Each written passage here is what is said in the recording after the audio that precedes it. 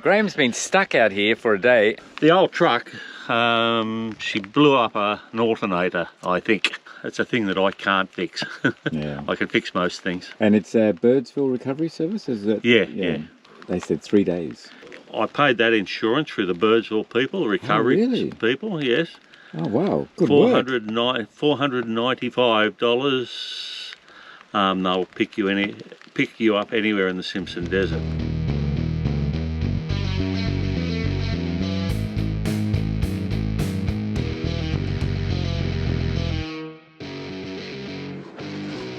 Alright, so update. Yeah, we camped the night not far from here. It was great. We had a dingo visit us and did hang around our campsite for numerous hours while we were cooking and preparing our meal. So that's the first time I had to, literally 5 meters away. And it didn't matter how much I shouted and whatever, just hang around. But anyway, eventually it did go away, so that was good. So, Le Fingers. I've had my hand in front of the air conditioning unit in the car for about 8 hours, so I think that all definitely helped because they're feeling much better now. I'll leave all these band-aids on. So I think, what, 10 band-aids in total? Probably for another day or two. Just make sure that the fingers are settled down. Won't get any moisture on them as well. Already put on antiseptic cream, so that should be good. And then we'll investigate and how the fingers are doing. But anyway, we're knoll hunting now on these limestone knolls.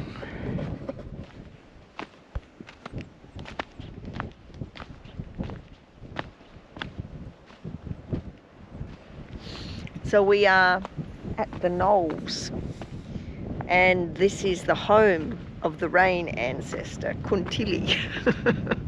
And what's coming in right now? And the rain is coming in as we speak. So the knolls are the home of the rain ancestor, Kuntilli. He came night after night with massive clouds. And by the light of his flashes of lightning, he could see 2 beautiful girls and was determined to take them as his wives. So he came again night after night with stronger and stronger thunderbolts, trying out his strength, smashing trees, and finally coming as the biggest storm ever. He killed everybody except the 2 girls. The people are still lying about as many boulders. He carried the girls off to Wulla Bulana, and their camp is still there as the knolls. He named the place Warra Bulana after the spirit creature called the Warana, Don Rowland's Wangang Guru traditional owner. Thank you, Leah. That was very good. There are the knolls. If you want to know more about Don Rowlands, there is a video that I've done with him when we went out into his country around here and beyond. Great video. I'll leave a link in the video for you. But let's go check out these knolls. The knolls is actually pretty good. It gives you a high point in the Simpson Desert, and anything high in the Simpson Desert is great. So I guess this must be one of, I would say this is the highest limestone mountain in the Simpson Desert. How's that? Salt pan in the distance. The weather that's coming on right now, it's light rain right now. We'll see how heavy this rain does get, but it's pretty solid coming up from the southwest here. But it's nice to have that cool change. Right now it's a pleasant 25 degrees Celsius. A little bit windy, but it still feels cold even like that.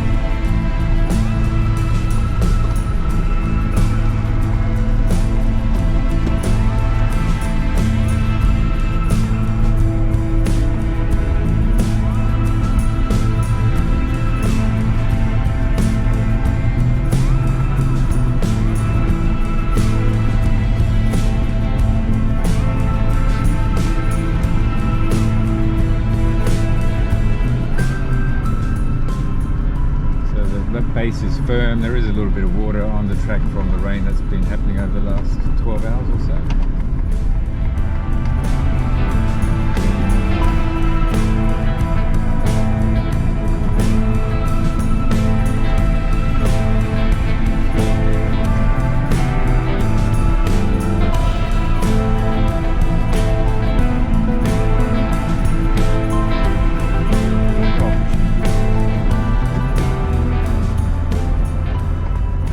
On the WAA line now, which is a parallel track to the French track. French track is most popular in the Simpson Desert. The WAA less popular. So you have grass growing, or the grass, well, flowers, flora growing. The Simpson Desert flora growing in the middle of the track, which makes it all very scenic.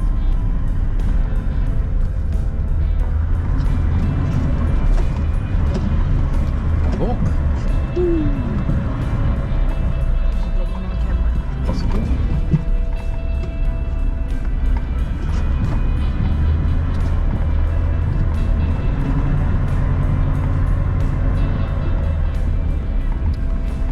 So the rain has settled down, and there may be still a little bit ahead, but I think we're probably all right for now.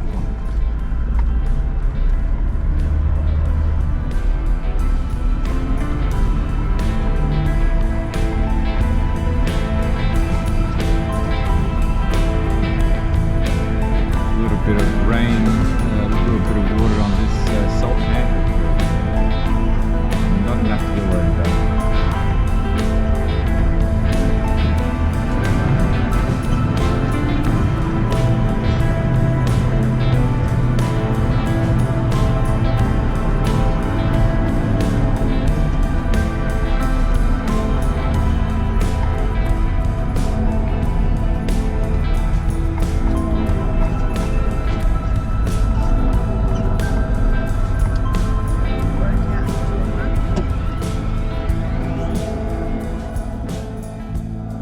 Graham's been stuck out here for a day, and I'll let him tell you the story. The old truck, she blew up an alternator, I think. Oh, we're nearly sure. So you were losing power as you were driving? Yeah. Oh, I lost power. And then it just stops. She stopped. Yeah. Got it off the track though, so no one would run into me. Oh no, it's not bad. I thought it was pretty good going. Yeah. Contacted the recovery people. Huh? So have you got a satellite phone, or what do you have? A satellite phone. Okay, yeah. There you go. So there's rule number 1 in preparedness is make sure you got communication. There she is, mate. Graham, isn't it? Yeah, it's Graham. Yeah. So Graham's done well there. And he's checked all his battery and everything to make sure it's all connected and everything's all. Yeah. It's a thing that I can't fix. Yeah. I can fix most things. And it's Birdsville Recovery Service, is it? Yeah. And they said 3 days. Yeah, or maybe Wednesday night. Right. Or Thursday. Because when we drove out here yesterday, they had recovered another vehicle, a twin cab ute that had broken its back. Yeah. So that was on the back of the tray, basically. He says he's having the day off tomorrow. He has to have a day off. Priorities.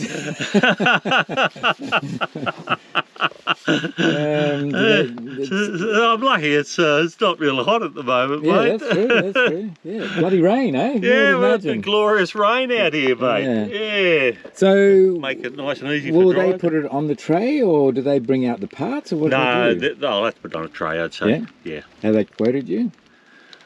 I paid that insurance through the Birdsville people, the recovery people. Yes. Oh wow, good work. $495. They'll pick you up anywhere in the Simpson Desert. I didn't even know the insurance existed. Well, there you go. Because I travel on my own, so I really have to look after my well-being when I'm out there. Yeah, because one of my friends got stuck somewhere in South Australia on one of the tracks there, and he had to be recovered, and I think it was $5,000 for recovery. Yeah. Yeah, so evidently, well, I found this online, the birds off the hotel people. Yeah.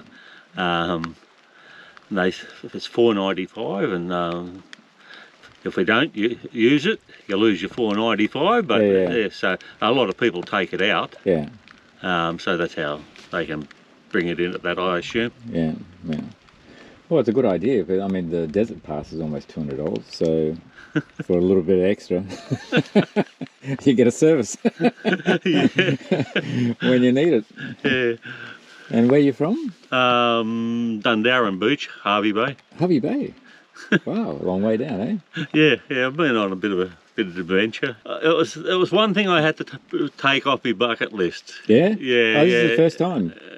No, yeah, for the Simpson. For the Simpson, okay. Yeah, I've done a lot of full driving over the Kimberleys and things like that. Yeah. And I've been up the Virgil track and the Strzelecki, all the interior track, exterior track. Never been across the Simpson itself. So it was the one I wanted to tick off. Oh, well, what an intro. Oh, good. It's a bit boring here sitting there talking to yourself. Yeah, well, at least you're talking to the to my subscribers and my followers. All your subscribers. There you go.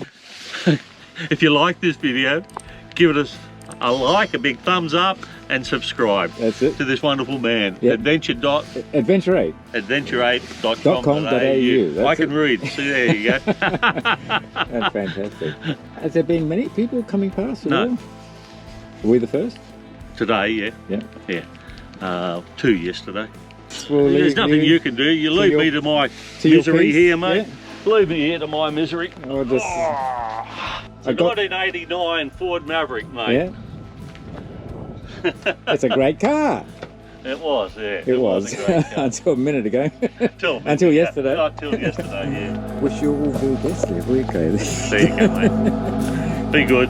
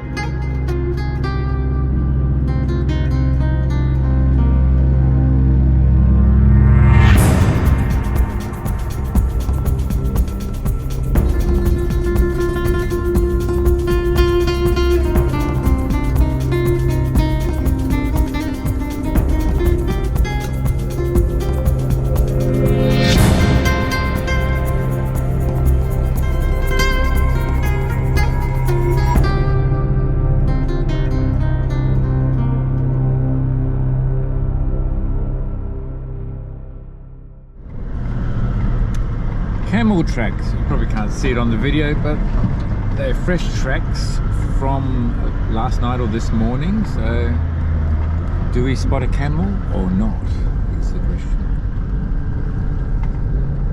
Helping out motorcycles. Looks like Vincent out there took my advice and they took the rig road, and we've just met up with another motorcyclist. Amit, I think, is his name, and he wanted to take the French line here, and we had a chat, and he did speak to the other motorcyclists, and they advised him to take the rig road. So as we chatted, now he's decided he's going to do the rig road as well, because there's lots of sand dunes later on for him to do. He'll have a lighter bike when he's used up a lot of the fuel, but some of these early sand dunes on the French line are some of the toughest ones. They're not as big as the other end on the east end, but it's really tricky. here.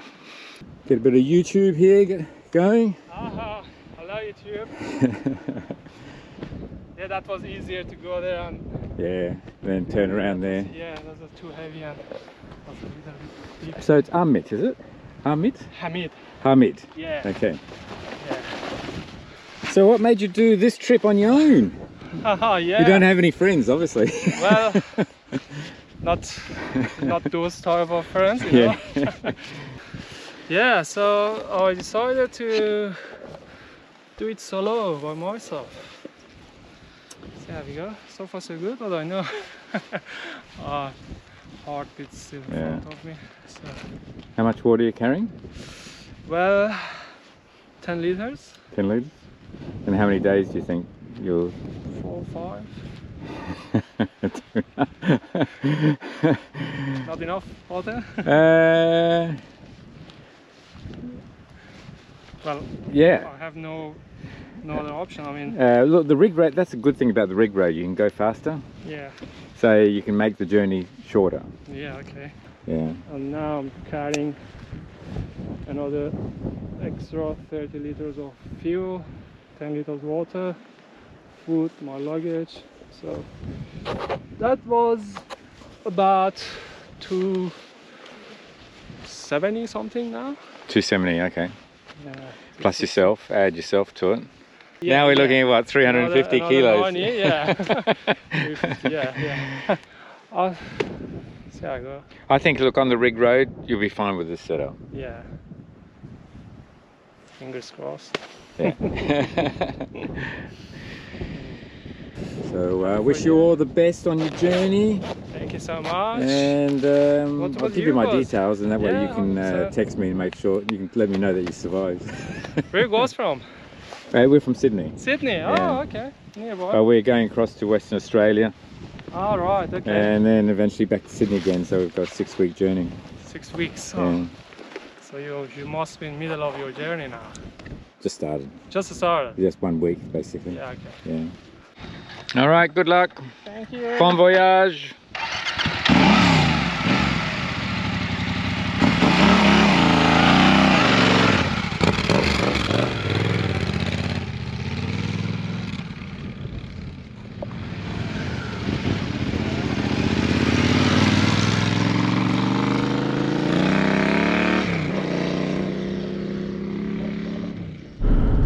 Well, that was it.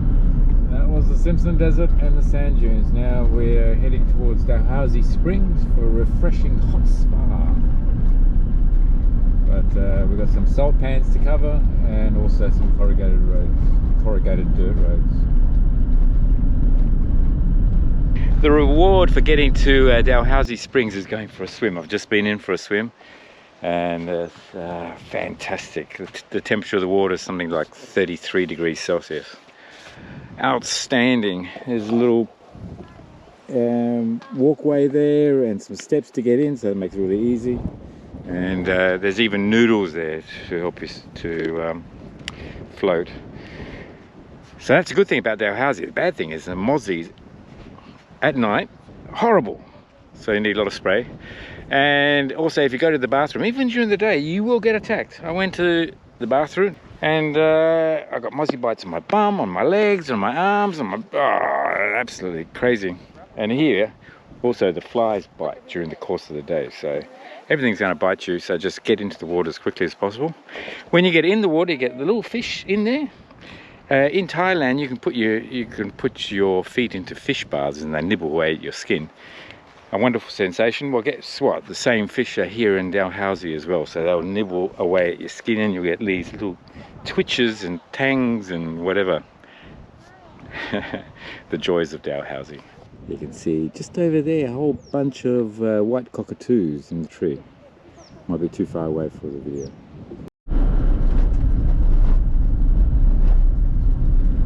The camp tonight is a Ringa waterhole. So we're in the centre of Australia right now, in some of the most remote areas of Australia. But there is a waterhole where it's fantastic camping.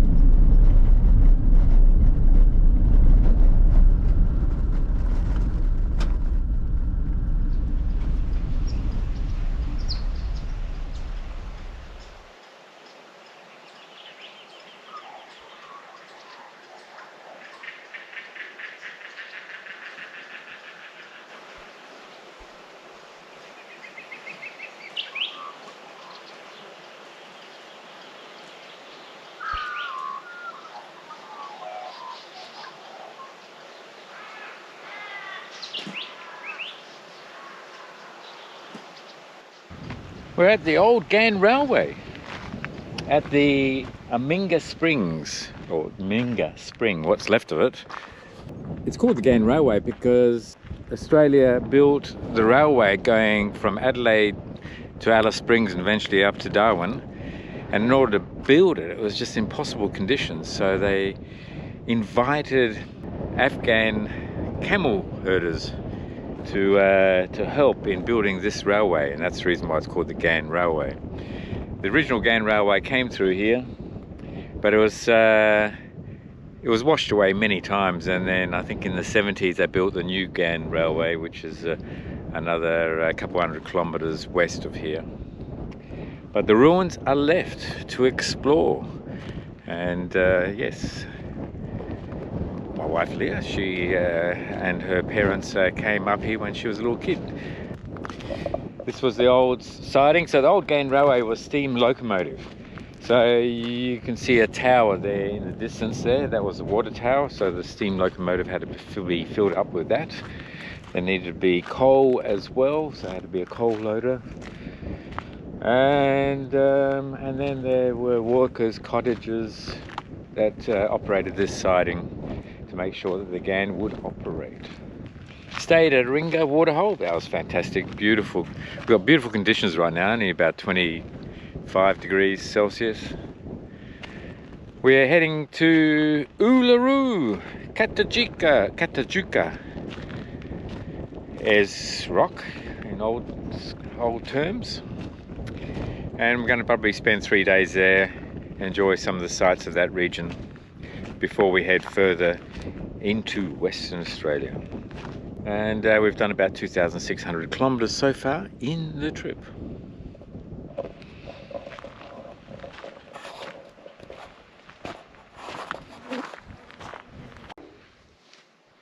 We were at the old Ghan Railway, now we're at the new Ghan.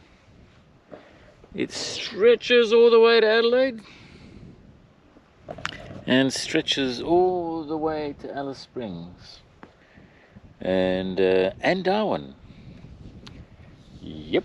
So we're about 200 kilometers from the old Ghan. Again, we've got a change of weather patterns coming through. Lots of clouds coming from the west. Forecast some heavy rain on Wednesday, which could be that. Today's Tuesday. So the rain could come in tonight. Anyway, we'll see. To get to this point, from Sydney to Uluru, that's where we are right now. It's taken us a good, let's see, we left on a Monday, today is a Wednesday. It's taken us 9 days to get here, and we've gone across the Simpson Desert. Outstanding experience, lots of good photos and videos, but you're gonna have to wait for the movie, I suppose. The power stations have been a game changer for me in outback travel. Yes, I have a dual battery system in the car, but just to have portable power where you want it and when you want it, and charge it up with solar panels, whatever, it's just so convenient. So my computer's completely flat right now, so I'm charging that up off the power station. My phone was pretty flat, so I'm just charging that off the power station. We also, all our cooking is induction cooking, so we can cook inside the troopy now. That's been a game changer also. We've had some really extreme conditions even to get to this point, where we've had really cold temperatures or really windy or really hot. So to prepare a coffee, a percolated coffee, to cook up a meal, we can do it inside the car without even unpacking anything. So power station is a game changer as far as I'm concerned.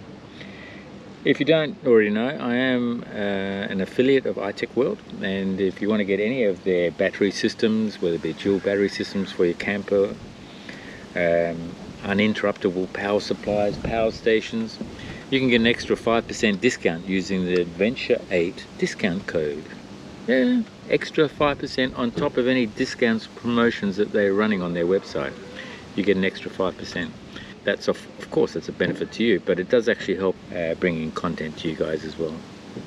Anyway, I just want to get this video out just so that you know I'm still there, I'm still producing content, but just the big movies you're gonna have to wait for. I'll do another update as we continue to travel out west, and hopefully there won't be too many of these burning incidences again. Alright, well, if you liked the video, give it a thumbs up. If it's the first time to my channel, you haven't already subscribed, then do press subscribe, press notifications. You'll be notified when the next video is out. Thanks again for watching. I look forward to seeing you again.